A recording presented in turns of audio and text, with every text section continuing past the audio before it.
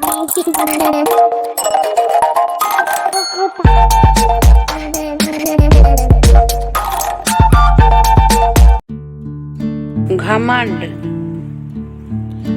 Aunty, I am sorry. Aunty, मैं अपने कल के व्यवहार के लिए आपसे दिल से क्षमा मांगती हूँ। कॉलोनी के पार्क में शाम के समय विनीता जब रोजाना की तरह की टहल रही थी, तब रिया आकर अपने कल के रूखे व्यवहार के लिए माफी मांगने लगी। अरे ऐसी तो कोई बात नहीं, मुझे पता है कि कल तुम गुस्से में थी और ऐसी मानसिक स्थिति में व्यक्ति का स्वयं पर नियंत्रण नहीं रहता। शायद इसीलिए तुमने मुझे भला बुरा कह दिया था। मेरी दादी ने मुझे एक बात बचपन से सिखाई कि ईश्वर ने इंसान को 2 कान दिए हैं। यदि कोई बुरी बात कह रहा है तो उसे एक कान से सुनो व दूसरे से निकाल दो। इसीलिए मैं अक्सर छोटी मोटी बातों को कभी दिल पर नहीं लेती और तुम्हारी नादानी पर भी अपना दिल नहीं दुखाया। जी आंटी, ये तो आपका बड़प्पन है।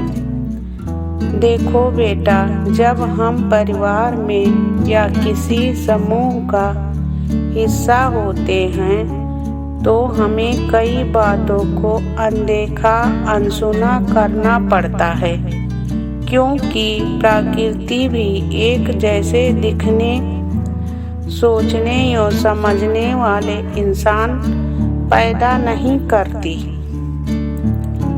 किसी दिन किचन के सिंक में उपयोग किए हुए जूठे बर्तनों को देखना, यूं उन्हें वैसे ही एक साथ रखने की कोशिश करना, फिर उन्हें अच्छे से साफ कर पोंछ कर एक साथ रखने की कोशिश करना।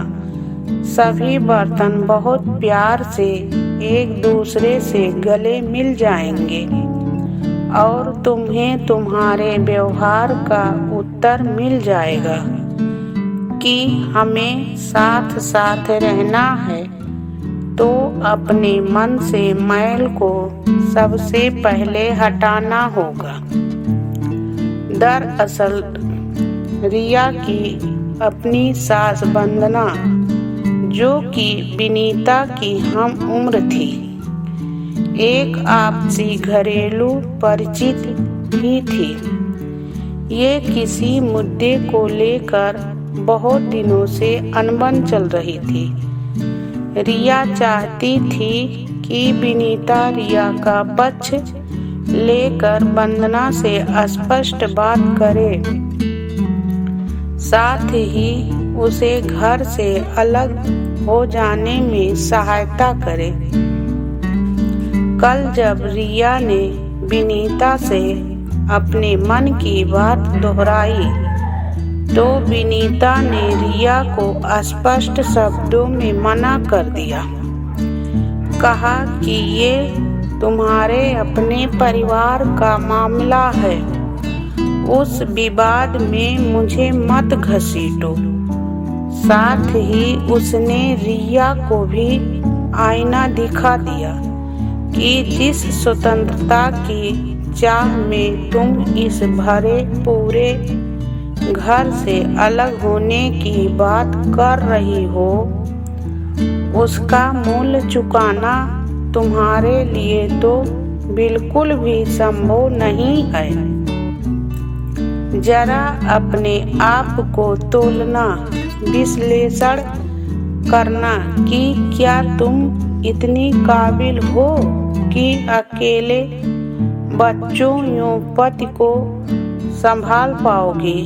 विनीता की इस कड़वी बात को सुनकर रिया ने उन्हें भला बुरा कहकर घर चली गई। पर जब उसने पिछले दिनों के सारे घटनाक्रम यूं अपनी सास ससुरियों, पति, बच्चों की जरूरतों, यूं आदतों का विश्लेषण किया तो उसे एहसास हुआ कि विनीता आंटी सही तो कह रही थी।